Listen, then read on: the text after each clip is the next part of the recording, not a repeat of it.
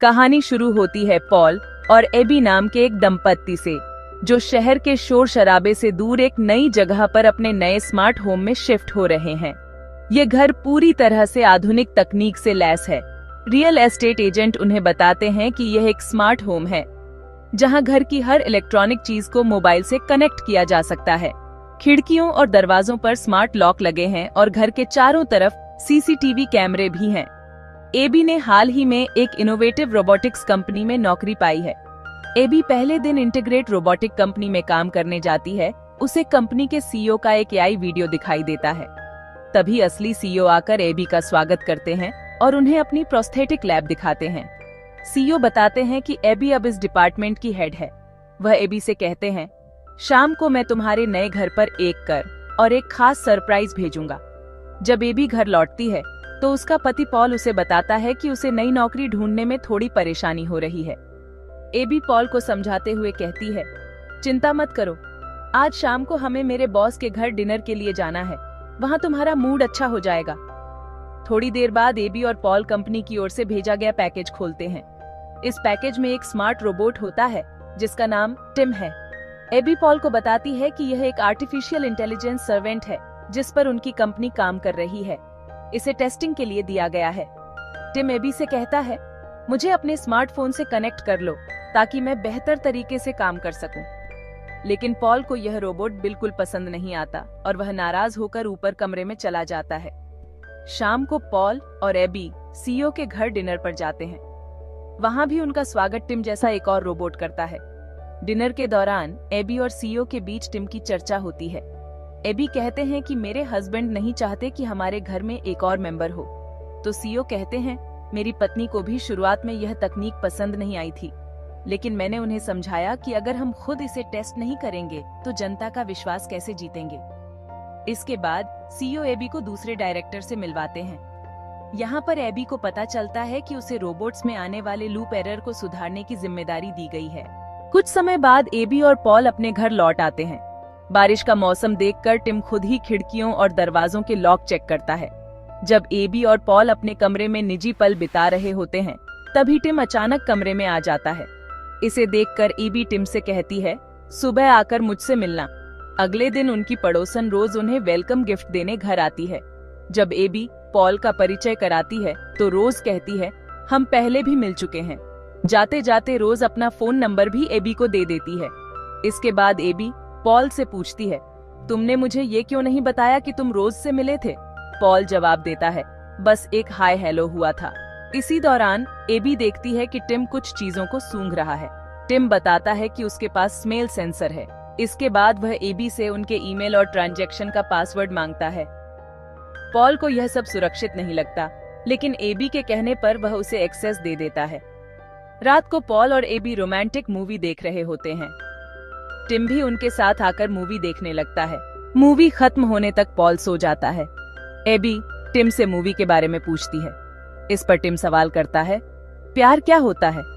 AB उसे प्यार की परिभाषा समझाती है। एबी की बातें सुनकर टिम कहता है, मैं भी चाहता हूँ कि कोई मुझसे प्यार करे। और अचानक टिम एबी को प्रपोज कर देता है। एबी इसे मजाक में टाल देती है। अगले दिन एबी ऑफिस में अपने सीईओ से टिम में आ रही एरर्स के बारे में चर्चा करती है।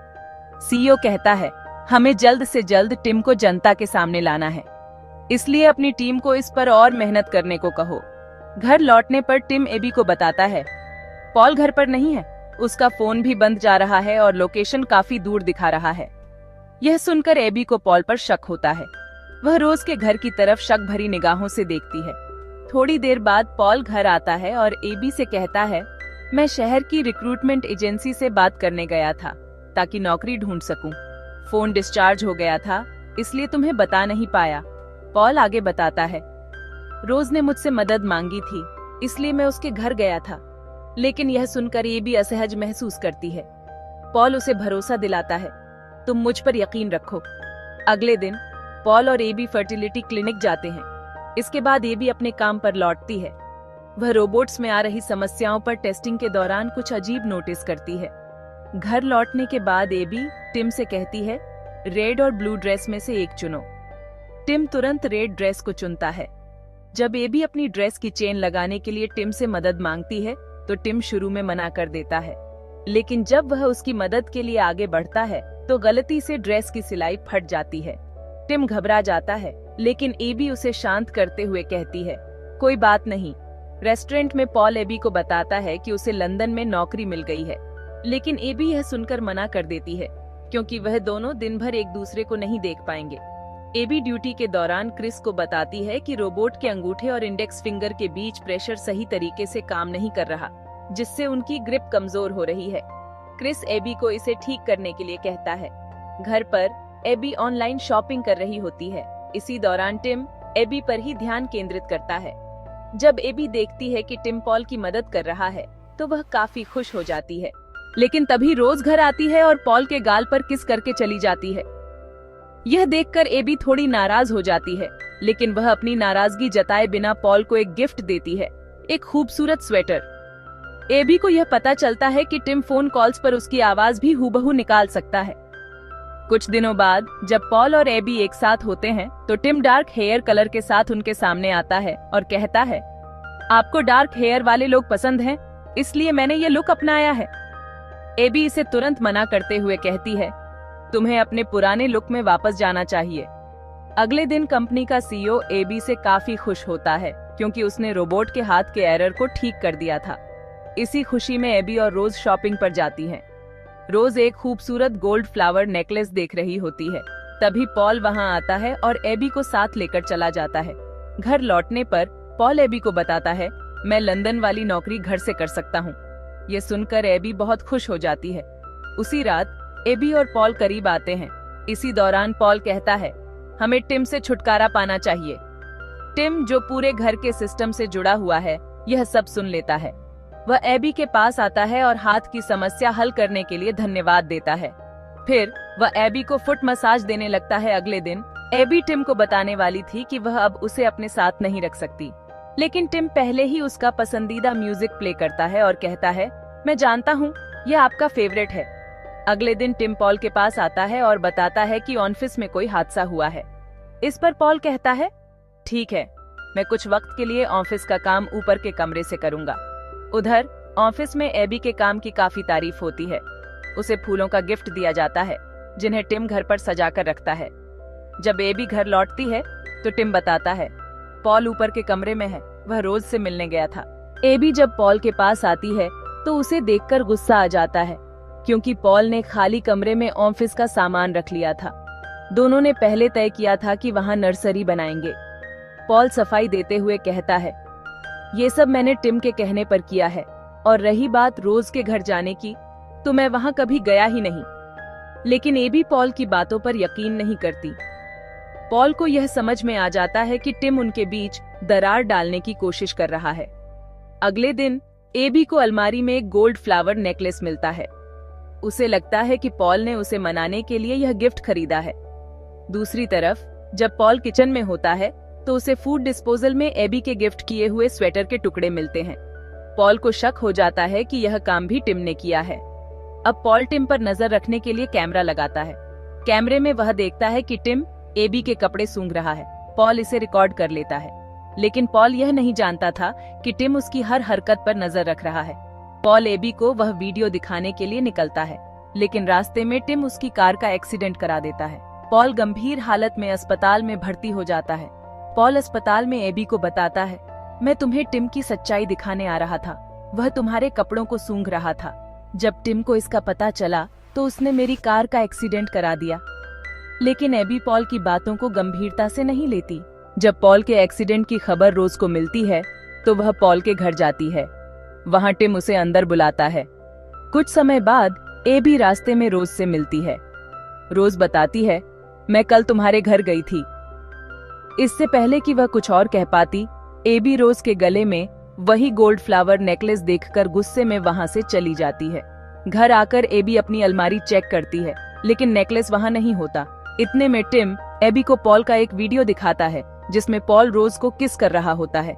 यह देखकर एबी पॉल पर बहुत गुस्सा होती है। अगले दिन जब पॉल घर आता है तो एबी उस पर रोज के साथ अफेयर का इल्जाम लगाती है। वह टिम द्वारा दिखाए गए वीडियो का जिक्र करती है। पॉल खुद को निर्दोष साबित करने की कोशिश करता है और कहता है, मैंने रोज को किस नहीं किया। एबी पॉल से गोल्ड नेकलेस के बारे में भी सवाल करती है। पॉल यह सब सुनने के बाद गुस्से में घर छोड़कर चला जाता है। शहर में पॉल रोज को कॉल करता है और कहता है, एबी का ध्यान रखना। इस पर रोज बताती है, जब मैं तुम्हारे घर गई थी तो टिम ने मुझसे बदसलूकी करने की कोशिश की। पॉल फौरन एबी को फोन करता है और कहता है कि वह घर वापस आ रहा है, लेकिन पॉल यह नहीं जानता था कि कॉल टिम ने रिसीव किया था। टिम एबी को किसी बहाने से घर से बाहर भेज देता है। जब पॉल घर आता है तो टिम उसके सिर पर हमला करता है और उसे बेडरूम में बंद कर देता है। इसी बीच रोज एबी के घर आती है। वह पॉल की आवाज सुनती है, लेकिन टिम उसे अंदर आने से रोक देता है। अंदर टिम पॉल को पानी में डुबोकर मार देता है। रात को टिम एबी से कहता है, मैं तुमसे प्यार करता हूँ, लेकिन एबी उसकी इस बात को गंभीरता से नहीं लेती।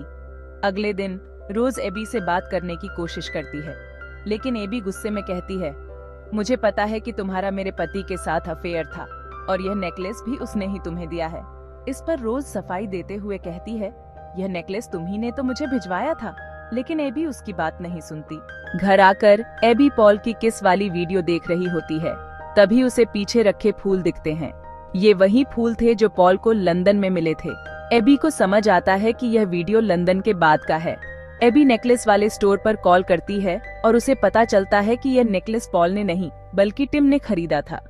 इसके बाद एबी की नजर अपने गार्डन में एक एक्स्ट्रा फ्लावर बेड पर पड़ती है। पॉल के गार्डन प्लान में सिर्फ 2 फ्लावर बेड थे, तीसरा कैसे बना? ये पता करने के लिए एबी टिम को किसी बहाने से बाहर भेजती है। जैसे ही वह तीसरे फ्लावर बेड को देखती है, अंदर पॉल की लाश पाई जाती है। तभी टिम वापस आता है और कहता है, मुझे यह करना पड़ा। एबी टिम को डीएक्टिवेट करने की कोशिश करती है, लेकिन टिम उसे रोक देता है। एबी घर के अंदर भागती है और पुलिस को कॉल करने की कोशिश करती है, लेकिन टिम उसे बेहोश कर देता है। घर की लाइट्स ऑन ऑफ होते देख रोज एबी के घर पहुंचती है, लेकिन टिम उसे अंदर आने नहीं देता और एबी के पास आकर उसे कुछ नशीली दवाइयां खिलाता है और उसे गर्दन से पकड़कर ऊपर उठाता है। लेकिन तभी एबी उसके अंगूठे और फिंगर के बीच प्रेशर बनाती है, जिससे उसकी ग्रिप छूट जाती है। वह रोज कार से खिड़की तोड़कर अंदर आती है और टिम पर डंडे से हमला करती है और टिम डीएक्टिवेट हो जाता है। लेकिन जल्द ही वह फिर एक्टिव होकर रोज को मार देता है। टिम रोज के मर्डर का इल्जाम एबी पर लगाने की कोशिश करता है। वह एबी की आवाज में एक फेक कन्फेशन रिकॉर्ड करता है कि पॉल और रोज को उसी ने मारा है, और आखिर में ये साबित करने की कोशिश करता है कि इन दोनों के मर्डर के बाद एबी ने खुद को भी मार दिया।